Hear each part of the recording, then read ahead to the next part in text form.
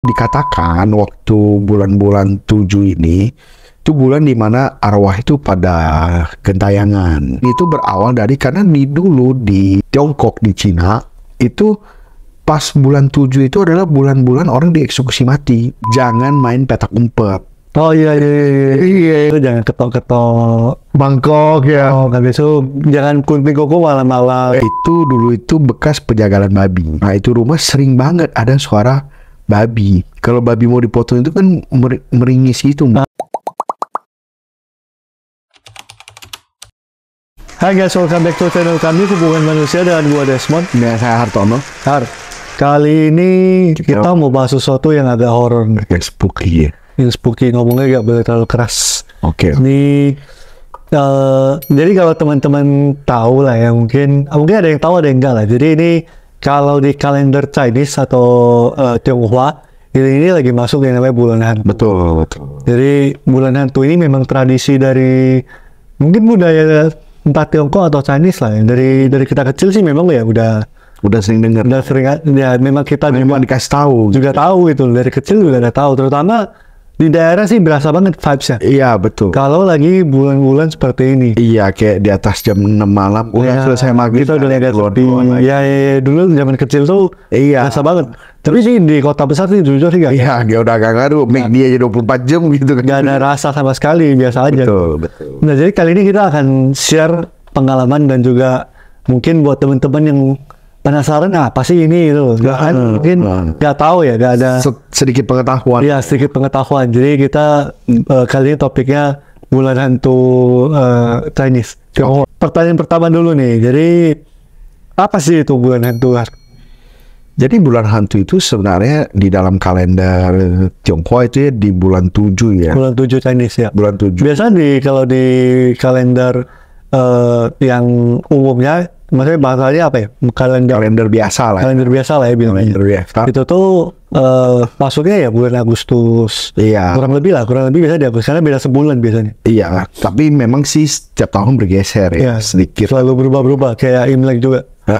Gitu. Jadi itu dikatakan waktu bulan-bulan 7 ini, itu bulan dimana arwah itu pada gentayangan, pada keluar. Boleh keluar lah. Ibaratnya kayak dikasih izin lah. Pintu neraka itu dibuka. Betul. Jadi kayak mereka itu boleh berkeliaran. Boleh berkeliaran gitu. Dan juga makanya kenapa banyak kasih persembahan. Iya.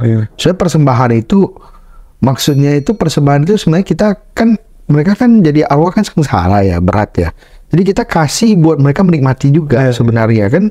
Sebenarnya sih maksudnya itu baik sih, nggak ada yang salah juga gitu. Terus karena sering berkeliaran, makanya pada malam hari kita ya jangan berkeliaran. Karena kita ya nanti sering ngelihat, sering bersinggungan seperti itu.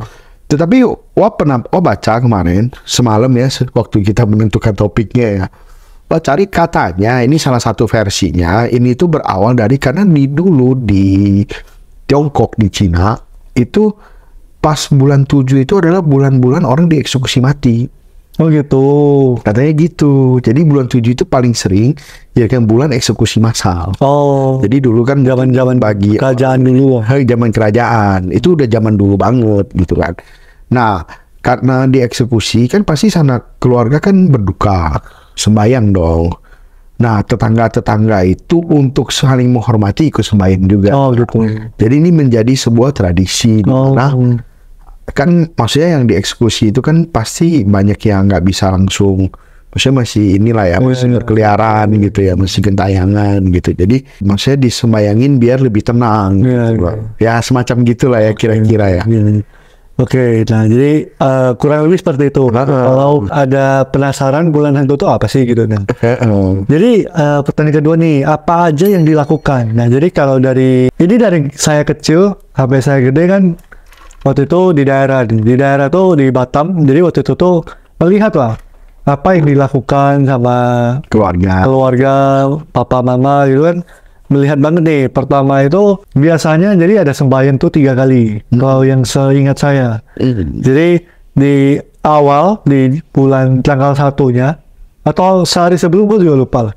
Dia anggaplah tanggal 1-nya, ntar di tengah bulan, sama di hari terakhir, itu sembahyang. Kalau dulu tinggalnya kan di ruko. Jadi sembahyang 2 kali tuh, Har. Depan pintu sama yang pintu belakang. Nah, jadi ada prosedurnya lah. Biasa sembahyang apa dulu, ntar kasih persembahan, kayak gitu-gitu sih. Nah, karena waktu itu juga ada kantor, jadi mama sembahyang 2 kali tuh. Ntar di kantor juga sama.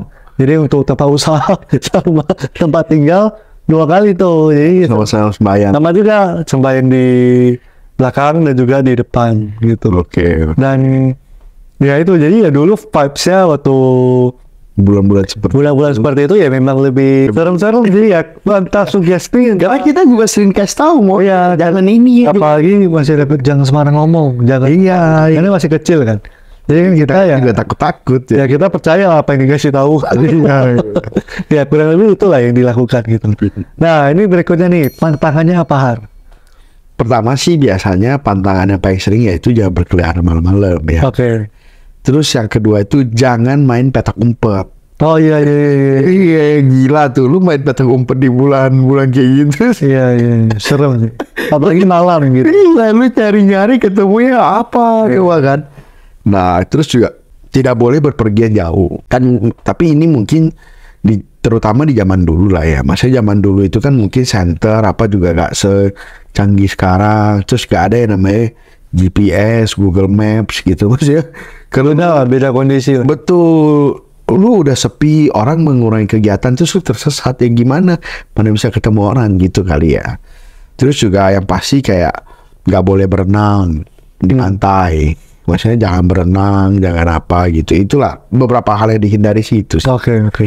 Nah, jadi mungkin masih banyak lah ya. Tapi apa kayak kalau kita pernah nonton film Thailand gitu, jangan ketok-ketok Bangkok ya. Habis itu jangan kunting kuku malam-malam. Iya. Ya, tapi itu semuanya sebenarnya sih cuman sebenarnya ada maksud tersembunyi lah. Nggak ngerti sih apa dulu. Iya. Karena orang tua gak suka aneh ketok-ketok bilang nggak boleh. Karena mungkin mengganggu lah ya. Ya mungkin mengganggu. Ya, kita kan. Kalau gunting kuku malam-malam kan takutnya kena tangan. Ya, dulu kan malam lebih ke itu aja gitu ya. Gelap gitu. Jadi anggapnya mungkin ditakut-takutin gitu. Iya. Jadi tradisi yang tradisi ya, ada bagusnya juga. Ya. Oke, terakhir nih.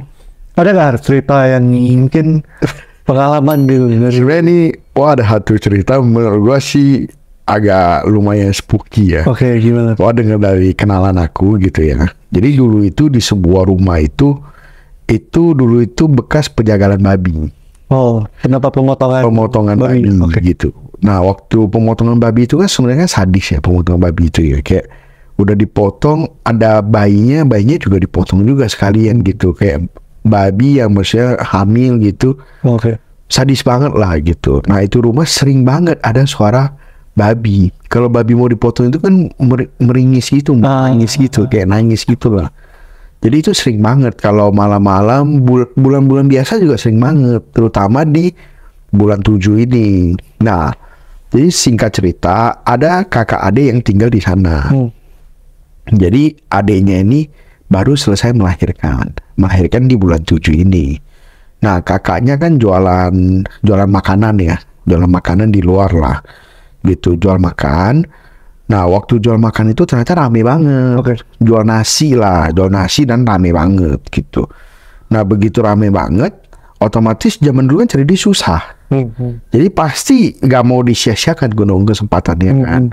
Walaupun ada pantangan kayak kalau lu habis melahirkan nggak boleh kerja terlalu berat apa gitu.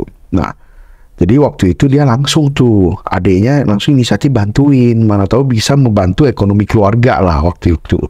Jadi bantuin, pas maghrib itu kesurupan, terus tegang, habis itu udah tuh semua orang kumpul kan, tetangga dateng apa. Jadi kesurupan ditanya apa, nggak jawab apa gitu kan, kayak jawabnya pun pakai bahasa-bahasa, maksudnya bahasa yang kita nggak mengerti gitu. Udah gitu gak lama meninggal. Nah, sejak itu ya lebih takut lagi lah kita. Gila, serem juga ya. Tapi dia itu maksudnya dia tinggal di sana atau dia tinggal di sana. Jadi dia itu sebenarnya mungkin sewa lah ya. Oke, cuman sewa. Udah jadi tempat tinggal bukan? Udah jadi tempat tinggal. Jadi di zaman dulu itu dia itu jualan itu mungkin kayak jualan di depan rumah aja gitu. Jadi sebenarnya dia wajar sih, dia nggak takut karena kan dia mikir kan gue jualan depan rumah doang gitu kan, maksudnya kan habis melahirkan ya udah jualan depan rumah aja gitu. Cuman sayangnya waktu itu kalau menurut kepercayaan penduduk sekitar, itu sebenarnya kesurupan arwah-arwah yang jadi babi itu. Oh, katanya pas sebelum meninggal itu dia meringis gitu kayak babi kata.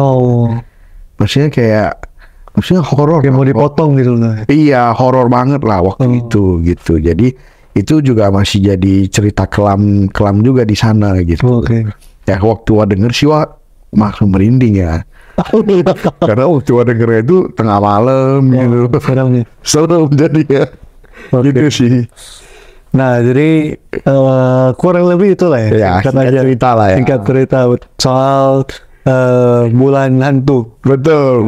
Ya, kita izin ya buat cerita ya. Ya, tapi mungkin pengetahuan kita kan terbatas. Ya, terbatas. Ini cuma pengalaman kita aja sih. Karena tradisi kan banyak juga biasanya. Jadi mungkin kalau ada yang mungkin ada yang beda dan salah apa boleh di komen ya. Mungkin ada yang berbeda atau yang kita gak ke cover ya boleh ya, wajar lah ya. Oke, itu aja guys. Jangan lupa di like dan di subscribe, lalu juga share ke teman kalian yang butuh tahu ini. Sampai ketemu di video berikut. Thank you.